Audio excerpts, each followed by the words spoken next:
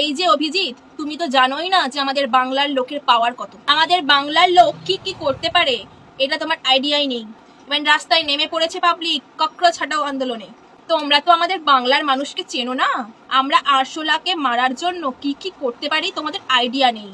আমরা যেমন ঝাঁটার বাড়ি মারতে পারি, জুতোর বাড়ি মারতে পারি, আবার পায়ে পিষে মারতে পারি, হিট দিয়েও মারতে পারি, আবার আস্ত আরশোলাকে জল দিয়ে গিলেও খেয়ে নিতে পারি। আমি আরশোলা দেখে আগে খুব ভয় পেতাম, এখন ওই আরশোলাদেরকে দেখলে আমার খুব হাসি লাগে। ওদেরও আবার একটা পার্টি হয়েছে। আর মেয়েদেরকে বলছি, খুব যে ককরোচ ককরোচ করছো, যদি একটা ককরোচ উড়ে আসে পালানোর তো আর পথ পাবে না। টয়লেটে গিয়ে যখন দেয়ালে আরশোলা দেখতে পাও তখন তো জুতো ছুঁড়ে মারো। আর ককরোচ ককরোচ করছো।